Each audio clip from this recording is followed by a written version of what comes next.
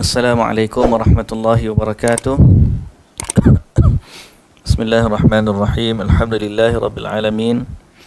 Wassalatu wassalamu ala asyrafil anbiya'i wal mursalin nabiyyina Muhammadin wa ala alihi wa sahbihi ajma'in. Rabbi shrah li sadri wa yassir li amri wahlul 'uqdatan min lisani yafqahu qawli, amma ba'du. Puji dan syukur bagi Allah Subhanahu wa taala, Tuhan sekalian alam. Selawat serta salam atas Nabi junjungan kita Nabi Muhammad sallallahu alaihi wasallam, juga atas ahli keluarga baginda, para sahabatnya dan para pengikutnya yang setia sehinggalah ke hari kiamat. Alhamdulillah. Muslimin dan muslimat yang dirahmati Allah Subhanahu wa taala sekalian, alhamdulillah, pada hari ini kita kembali dalam siri bacaan kita di page Bukit Helwa Telekom Malaysia, yang mana kita sambung bacaan kita terhadap kitab Talbis Iblis. Dan moga-moga Allah Subhanahu wa taala menjaga diri kita semua daripada tipu daya iblis, dan Allah taufikkan kita untuk mengikuti sunnah Nabi sallallahu alaihi wasallam sebagaimana yang baginda ajarkan kepada umatnya. Mudah-mudahan dengan itu kita terpandu kepada apa yang Allah suka dan apa yang Allah redha, dan kita terlindung daripada jalan-jalan kesesatan atau jalan yang menyimpang dari kebenaran.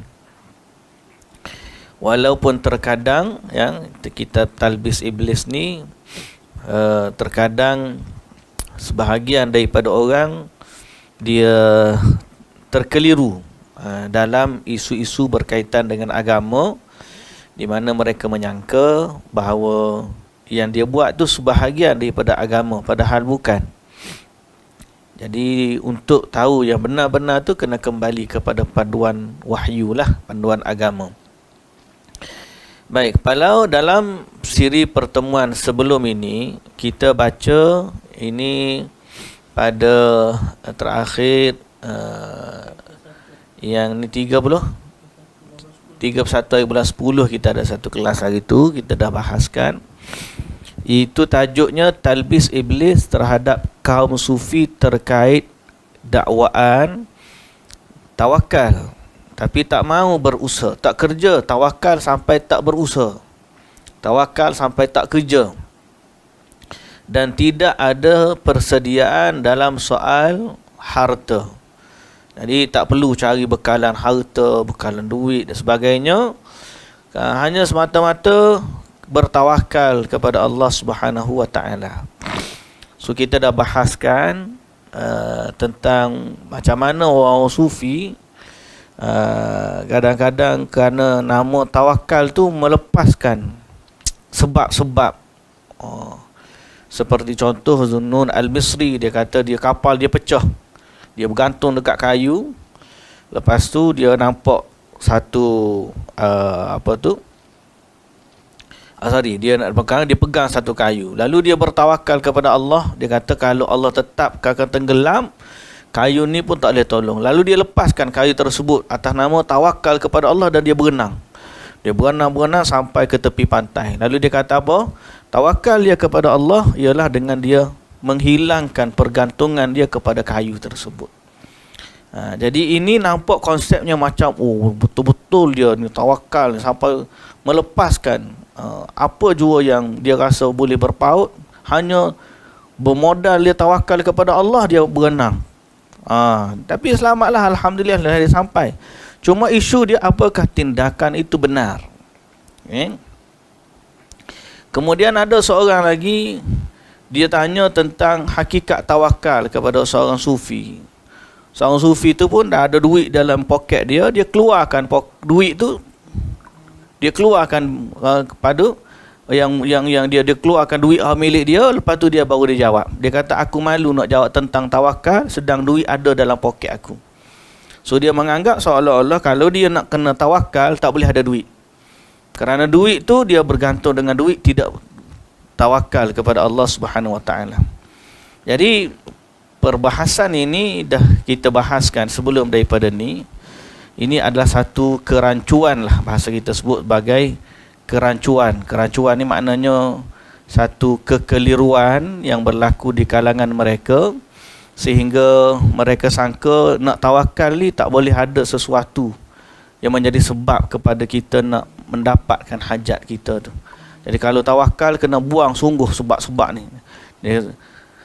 Lalu apa tu? Mereka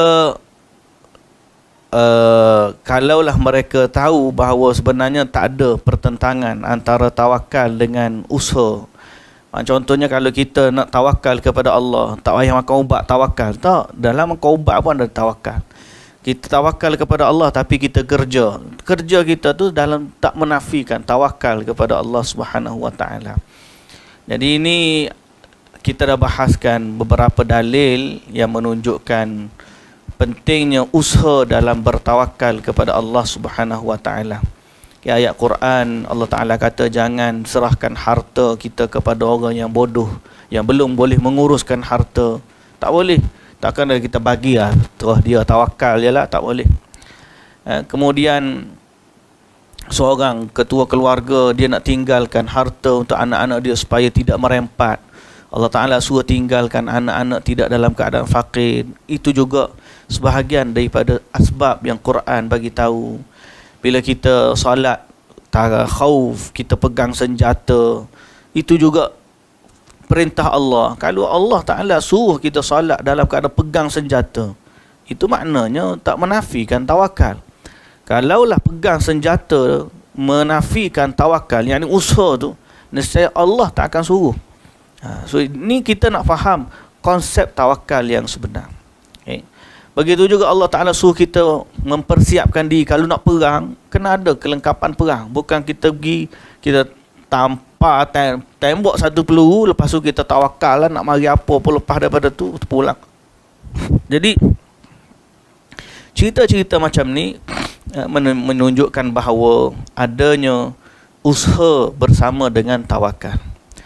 Lalu dalam nak memahamkan lagi bab ini dan nak memberikan kefahaman yang mendalam kepada kita berkaitan dengan hakikat tawakal ni, so kita nak sambung lagi bab yang ni, muka surat 340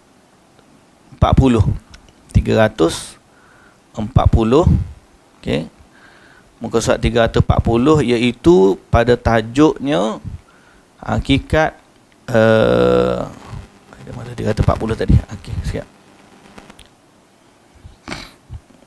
Tawakal bukan bererti tidak berusaha. Okey, itu topik yang kita nak bahaskan detail lagi. Maknanya bila kita nak memahami tawakal, bukan bererti tawakal tu tidak berusaha. Ini mesti dibatalkan. Ada seorang tu dia kata, kalau Allah Ta'ala kita litah jalan, kalau Allah selamatlah kita pergi litah jalan. Ini konsep ni kadang-kadang mereka menafikan tawakal terus. Menafikan usaha terus. Dia boleh sampai ke satu tahap ni, orang yang pergi kepada dia panggil Jabariyah. Kita usaha apa pun, usaha kita tak ada makna. Usaha kita ni tak ada makna. Kalau Allah nak bagi, kalau Allah tak bagi, kita tak usaha pun tak dapat. Ini sebenarnya ada akidah dia panggil Jabariyah. Jabariyah ni, tuan-tuan, sebahagian daripada kefahaman yang menyimpang daripada agama. Kita tengok sebahagian orang ni, dia kata jangan soal usaha ni tolak tepi. Tak kerja pun tak apa. Kalau Allah Ta'ala nak bagi rezeki tu akan datang kat kita. Jadi kalau Allah nak bagi sembuh kita sembuh tu, dia akan datang kat kita. Jadi soal tawakal macam ni sebenarnya kurang tepat. Tawakal bukan bererti tidak berusaha. Ini pain point dia. Kita baca. Senada dengan tipuan iblis terhadap para sufi agar meninggalkan segala upaya. Siapa yang suruh kita tidak berusaha, yang suruh manusia meninggalkan usaha ni adalah iblis lah. Iblis dia suruh manusia meninggalkan sebab-sebab ni. Jadi dia juga menipu kebanyakan mereka bahawa tawakal itu bererti tidak perlu berusaha. Dari Sahal bin Abdullah At-Tustari, dia mengatakan, siapa yang mencela sikap tawakal, bererti dia mencela keimanan. Orang yang menolak konsep tawakal, dia ada masalah dalam iman. Dan siapa yang mencela sikap usaha, bererti dia mencela sunnah. Dan siapa yang orang ada masalah dengan usaha, dia sebenarnya bermasalah dengan sunnah Nabi. So kalau dia kata tawakal ni tak perlu berusaha, dia bermasalah dengan sunnah Nabi. Sebab Nabi SAW, kan kita baca sebelum ni, seorang sahabat tinggalkan unta dia tak terikat, masuk dalam masjid. Nabi tanya macam mana unta dia? Dia kata, biar tawakal ala Allah. Nabi kata, iqilha, ikat dulu unta tu, kemudian barulah bertawakal. So kalau orang ni kata tawakal tidak perlu berusaha, maka dia ada bermasalah dengan sunnah Nabi, iaitu manhaj Nabi mengajar bertawakal. Dari Muhammad bin Abdul Aziz, dia menuturkan, seseorang mengajukan pertanyaan kepada Abu Abdullah bin Salim, dan saat itu aku ikut menyemaknya. Apakah kita diperintah untuk bekerja atau untuk bertawakal? Ada orang tanya, kita ni nak tawakal ke nak kerja? Abdullah bin Salim menjawab, tawakal adalah keadaannya Rasulullah sallallahu alaihi wasallam, sedang bekerja adalah sunnah Rasulullah. Jadi soalan atau tu tak kena. Kita ni nak tawakal ke nak kerja? Jawapan dia, tawakal tu keadaannya Nabi, kerja tu sunnahnya Nabi. Jadi Nabi lah yang bertawakal dan Nabi juga bekerja. Okay? Nabi juga berusaha. So bekerja dianjurkan bagi orang yang lemah tawakalnya. Oh, dia kata apa ni? Yang telah jatuh dari tingkatan sempurna, iaitu keadaan Rasulullah. Siapa mampu bertawakal, maka bekerja sama sekali tidak diperbolehkan baginya. Pelik dia ni. Dia jawab macam tu. Siapa lemah dari keadaan tawakal yang merupakan siapa yang mampu bertawakal, maka bekerja sama sekali tidak diperbolehkan baginya. Oh, dahsyat, dia kata. Dia seolah-olah dia bezakan antara keadaan Nabi dengan sunnah Nabi. Dia kata kalau orang tu dia mampu bertawakal seperti mana keadaan Nabi, maka dia tidak diperbolehkan bekerja. Ini kerancuan, kekeliruan dia. Dan siapa kecuali pekerjaan pendukung, bukan pekerjaan utama. Dia boleh kerja sambil-sambilan, bukan kerja dia sebagai kerja utama. Pasal apa? Kalau kerja utama, menafikan tawakal. Ni kekeliruan dia yang berlaku. Siapa yang lemah dari keadaan tawakal yang merupakan keadaan Nabi SAW, maka boleh baginya mencari penghidupan dengan bekerja agar dia tidak jatuh dari tingkatan sunnah Rasul saat dia telah jatuh dari tingkatan keadaan Rasul.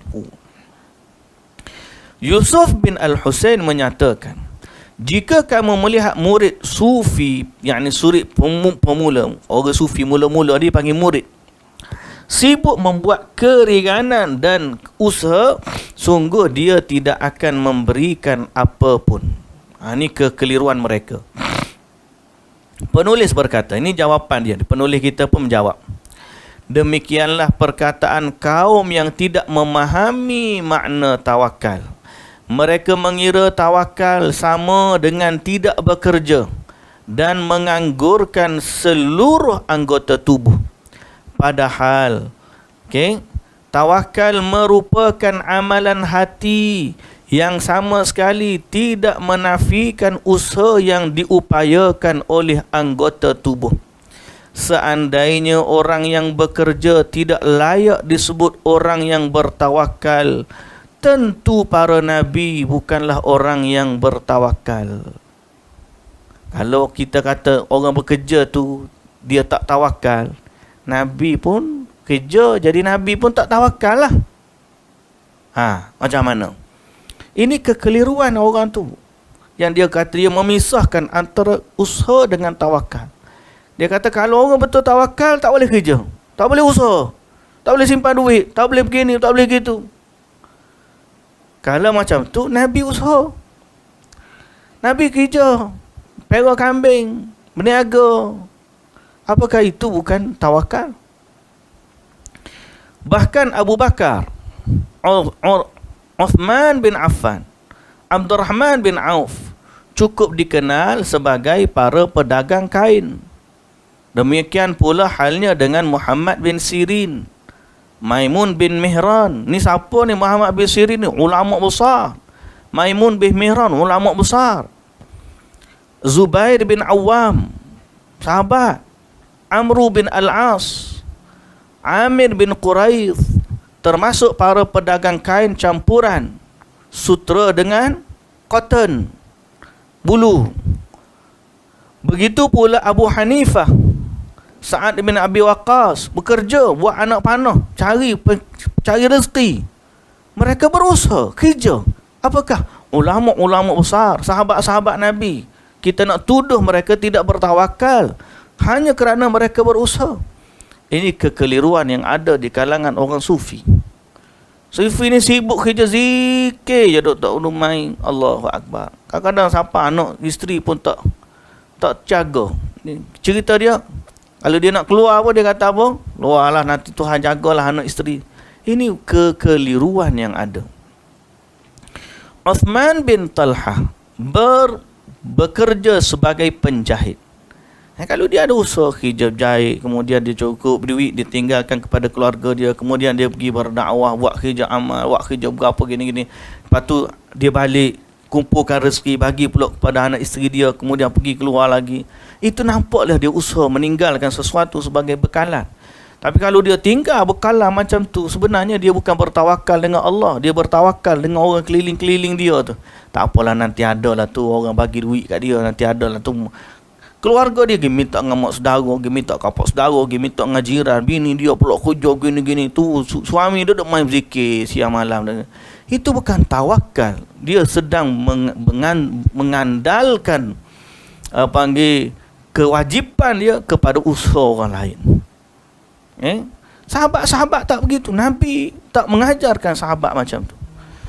Tabi'in serta generasi salah berikutnya tetap bekerja dan memerintahkan orang untuk bekerja.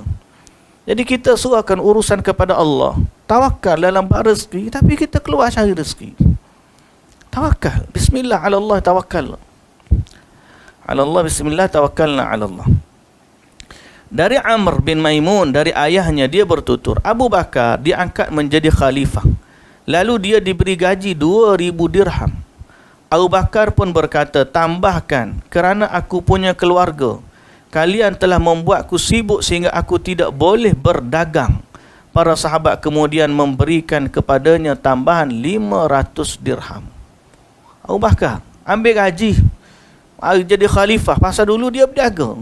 Bila tak boleh berniaga, dia minta supaya dia ada rezeki untuk dia jaga keluarga dia. Kalau mari kita tawakal. Abu Bakar As-Siddiq radhiyallahu anhu.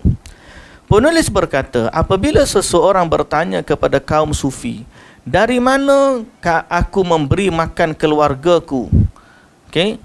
Dari mana aku memberi makan keluargaku? Tentu mereka membalas, kamu telah berbuat syirik. Dia kata, ada orang tanya kepada sufi, nak cari mana rezeki? Kita jangan syirik gitu tu.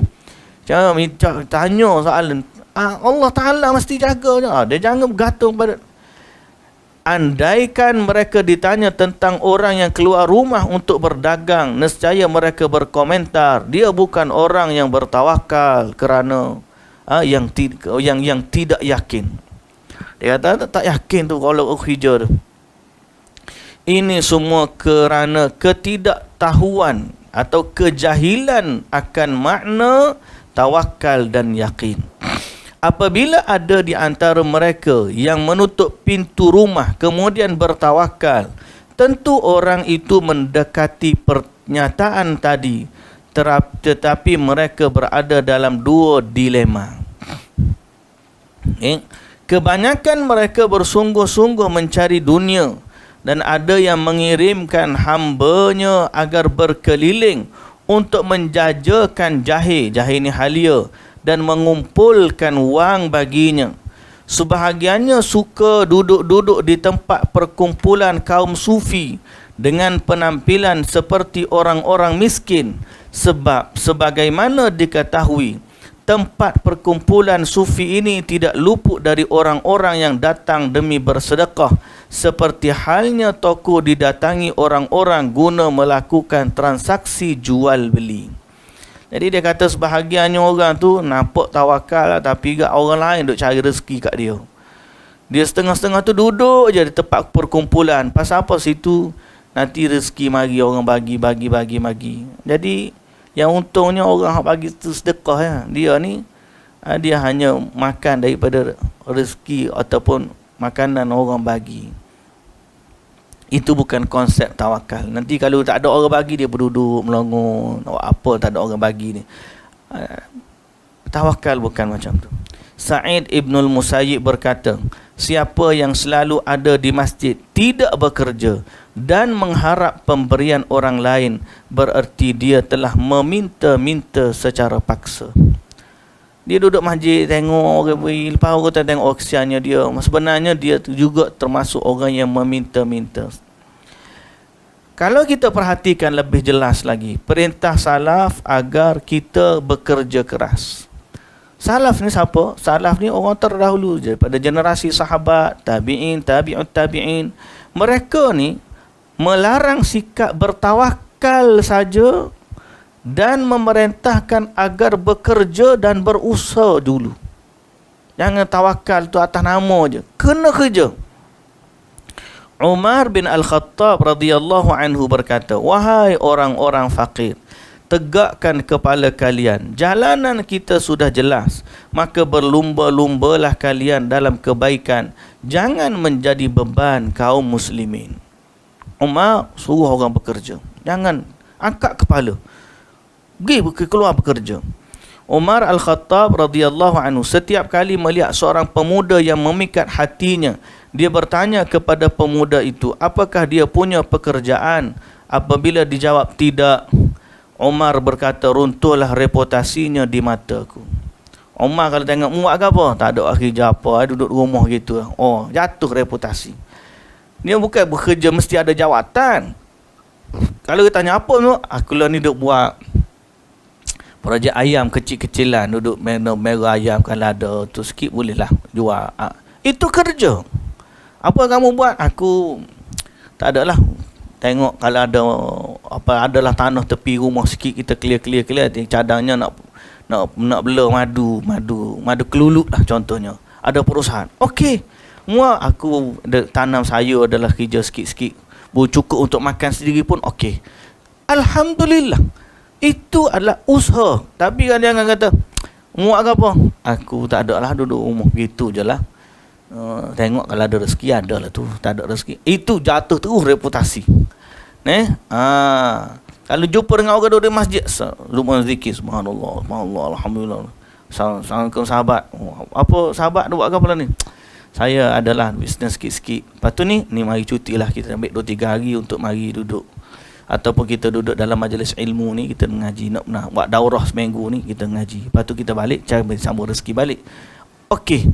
Tapi kalau duk main zikir, subhanallah, alhamdulillah, saudara buat apa? Saya, itulah dunia belakang ni. Saya duk zikir, kita minta rezeki dengan Allah. Allah Ta'ala bagi rezeki tu dalam jalan kita tak nampak. Kita minta je dengan Allah. Apa usaha kamu? Tak ada, kita minta je dengan Allah. Ini jatuh tu reputasi dia. Pasal apa? Itu bukan caranya para salaf dalam bertawakal kepada Allah Subhanahu wa Ta'ala. Dari Abul Qasim Al-Khuttali, dia kata apa?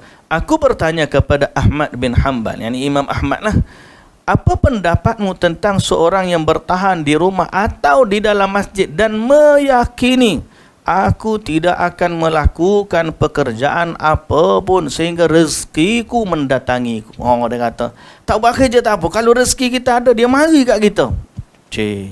Imam Ahmad jawab apa? Orang seperti ini tidak punya ilmu. Apakah kamu tidak pernah mendengar sabda Rasulullah sallallahu alaihi wasallam, ja'alallahu rizqi tahta dhilli rumhi. Allah menjadikan rezekiku di bawah naungan tombakku. Baik. Kemudian dalam hadis lain tentang burung yang pergi pada pagi hari dalam keadaan perut kosong, beliau menyebutkan bahawa burung tersebut pun pergi mencari rezeki. Kan Nabi kata, kalaulah kamu ni bertawakal seperti tawakalnya burung, nescaya kamu keluar pagi, kamu akan diberi rezeki seperti Allah rezekikan burung. Kalau kamu betul-betul bertawakal kepada Allah, nescaya Allah akan bagi rezeki kepada kamu seperti mana Allah bagi rezeki pada burung. Pagi keluar perut kosong, balik petang perut penuh. Jadi kata dia apa?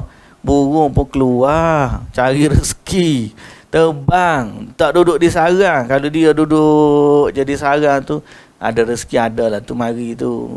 Hujan tu daripada langit ke, jatuh ulak daripada pokok orang masuk dalam sarang. Itu semua poya lah bahasa kita, poya.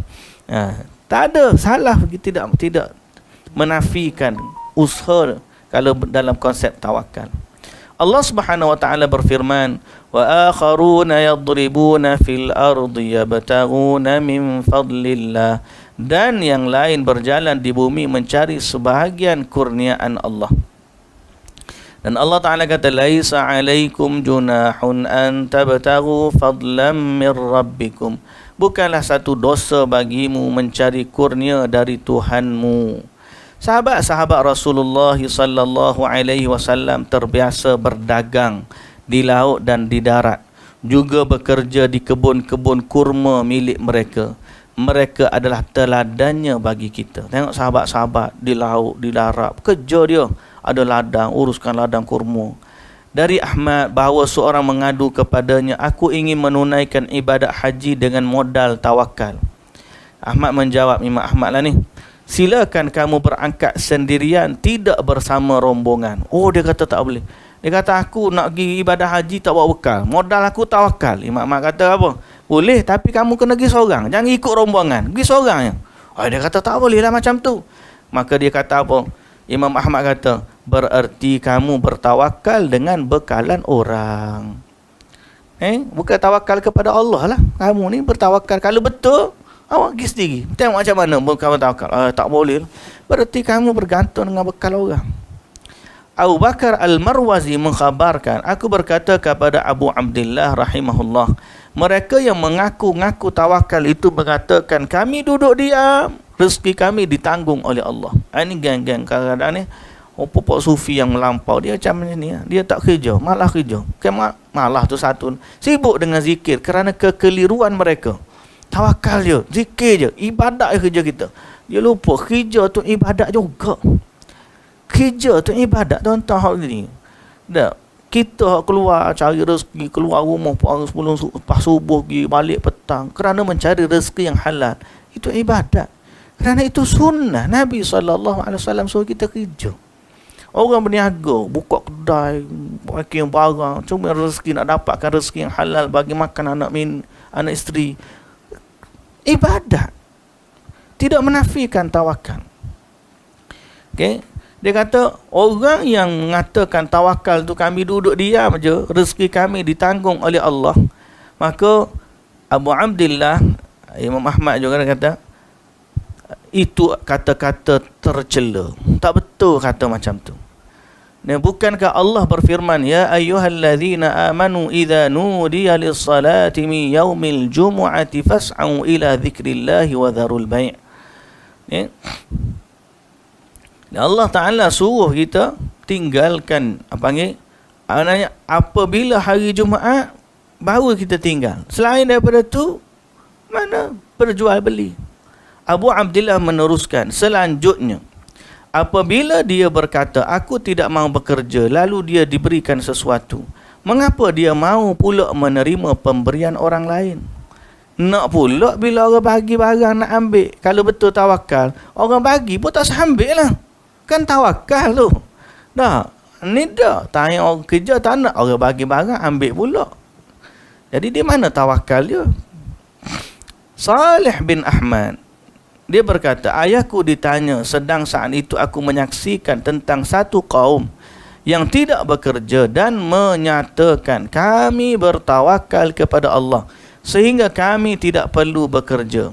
Ayahku berkata mereka itu ahli bid'ah. Maknanya menyalahi sunnah. Ibnu Aqil mengatakan berusaha tidak mengurangi nilai tawakal. Pasalnya upaya menggapai kedudukan di atas para nabi itu termasuk kekurangan dalam agama. Upaya menggapai kedudukan atas para nabi termasuk kekurangan dalam agama. Faham tak? Kita ingat kita buat lebih daripada nabi, sebenarnya itu kurang dalam agama. Nabi pun tak tawakal apa lagu tu. Jadi maknanya kita tak lebih sempurna. Upaya menggapai kedudukan yang lebih tinggi daripada Nabi. Atas para Nabi, mana mencari kedudukan lebih tinggi daripada Nabi, itu tak lebih mulia. Faham tak tuan-tuan? Kalau Nabi buat setara ni, Nabi ni buat setara ni, dia nak buat lebih lagi daripada Nabi, itu termasuk kekurangan dalam agama. Ya, dalam semua bentuk. Bukan buat tawakal je. Kalau contohnya Nabi ni zikir 33, sunat lepas solat, subhanallah 33, alhamdulillah 33, Allahu akbar 33. Dia usaha buat lebih lagi daripada Nabi. Dia buat 100 ataupun 1000. Subhanallah 1000, alhamdulillah 1000, Allahu akbar 1000. Usaha dia melebihi, menyaingi, lebih tinggi daripada Nabi. Bukan lebih mulia tak? Lebih. Maknanya itu kekurangan dalam agama.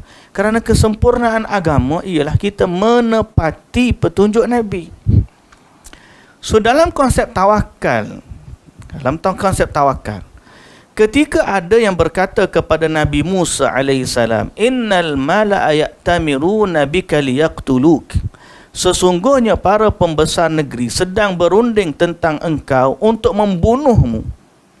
Nabi Musa berlaku peristiwa, dia bergaduh dengan seorang Kipti, dia pukul mati.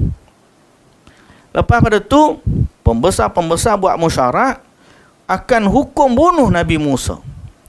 Ada orang datang daripada kau, ja'a rajulun min aqsal madinati yas'a. Dia kata apa? Innal ma'la ya'tamiruna bika liyaqtul. Dia datang, dia kata pembesar-pembesar sedang bermusyarat, mereka berunding untuk membunuh kamu. Bila Nabi Musa alaihissalam tahu berita tersebut, diperintahkan untuk lari daripada Mesir. Maka Nabi Musa ada usaha tak? Ada. Usaha dia mana? Lari daripada Mesir. Apakah waktu dia lari tu dia tidak bertawakal? Kalau tidak, kita tawakal. Ya, ikutlah musuh-musuh buat perancangan apa, kita tawakal kepada Allah. Kalau kita kena ada usaha di pihak kita ni. Jangan kata serah kepada Allah, nanti Allah. Dah apa usaha yang kita mampu buat, kita buat. Soal menepati berhasil atau tidak, itu nombor 2. Yang penting sekarang ni mesti ada usaha untuk kita buat sesuatu. So kalau ada orang kata tak perlu berusaha, berarti dia lebih hebat daripada Nabi Musa ke? Nabi Musa pun lari. Okay? Ketika lapar dan perlu menjaga keselamatan diri, Nabi Musa bekerja pula selama 8 tahun. Allah berfirman, famshu fi manakibiha, maka jelajahilah di segala penjurunya. Sebab bergerak adalah menggunakan nikmat Allah yang bernama kekuatan. Untuk itulah gunakan kekuatan yang anda miliki. Kemudian barulah minta hasil yang terbaik kepada Allah Subhanahu wa taala. Orang terkadang meminta sesuatu kepada Allah namun melupakan potensi pribadi yang terpendam. Saat permintaannya tidak kunjung terwujud, dia malah marah. Ada yang punya rumah serta berbagai perabot. Kemudian kesulitan rezeki datang dan hutang makin menumpuk. Lalu seorang menyarankan, jual saja rumahmu. Namun dia menyahut, bagaimana mungkin aku menjual rumah dan menjatuhkan martabatku di mata orang? Hanya orang bodoh yang membiasakan amalan yang tidak produktif. Mereka enggan bekerja dikarenakan sikap atau rasa malas. Sungguh orang itu di antara dua keburukan.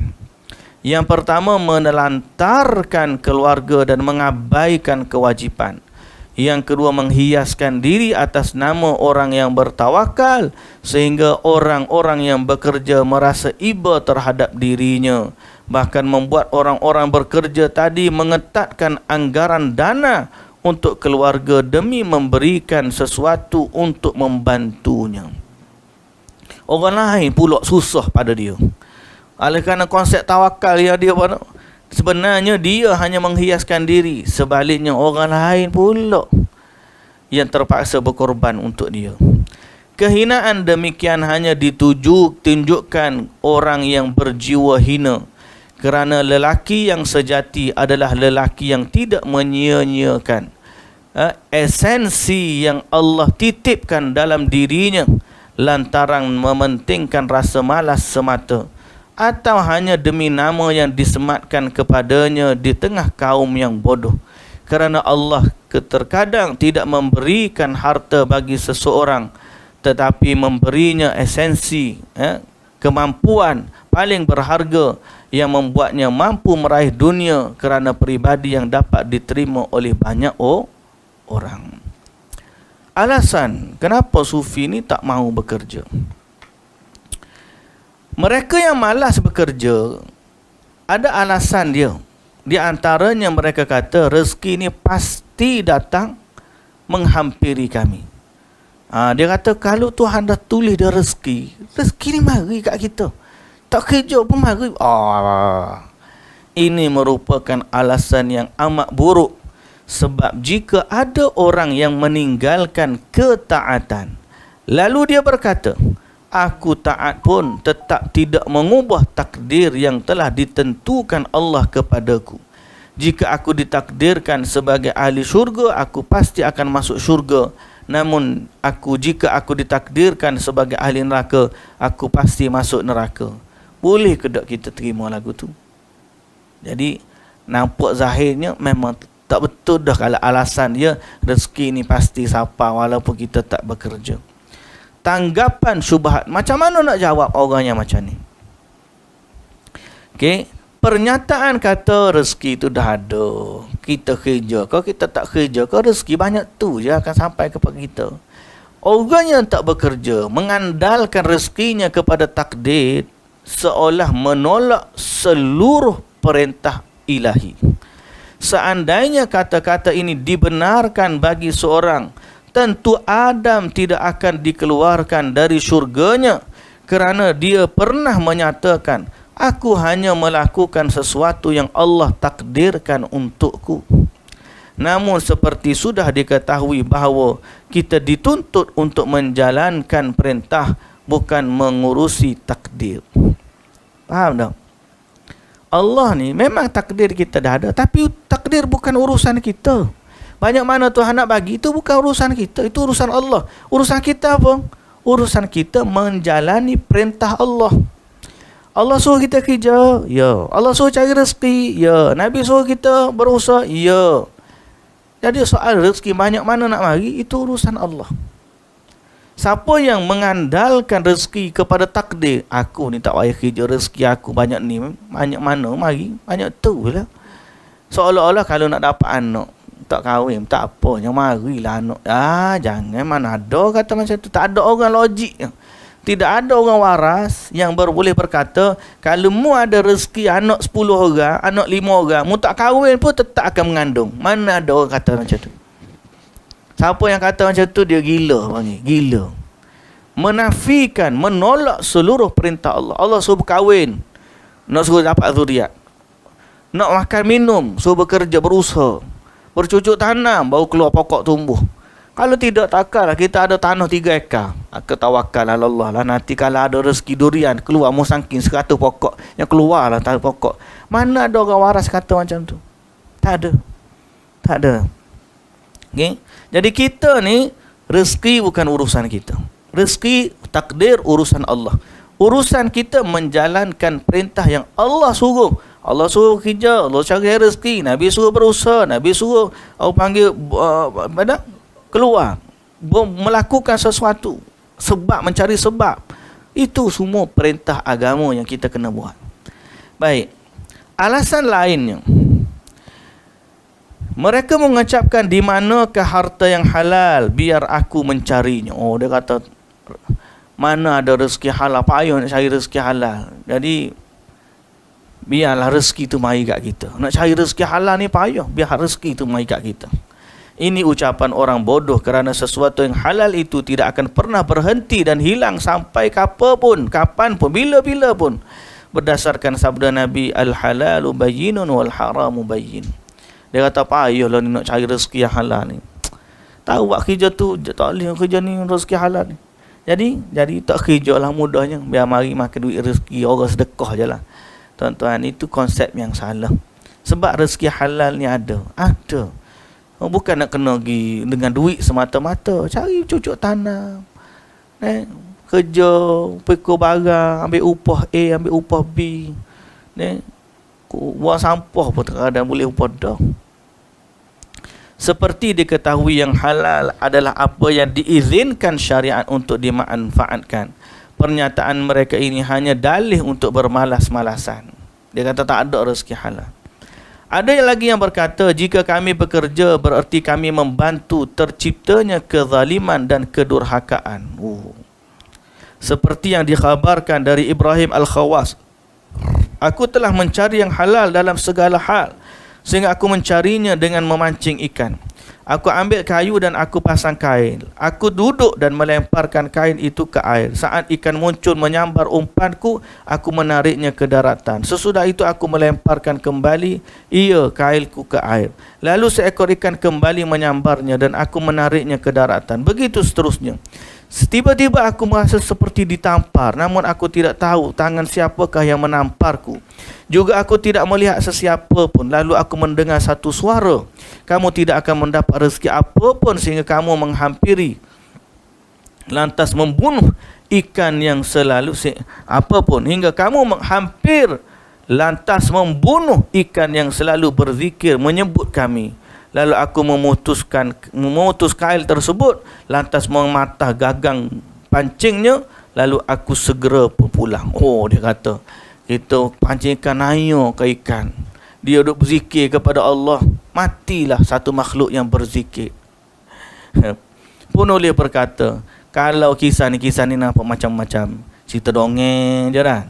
Dia kata, kalaulah cerita ni sahih sekalipun, kerana dalam sanadnya ada perawi yang tertuduh, sebenarnya kalau betul sekalipun, yang tampar tu adalah iblis. Kerana apa?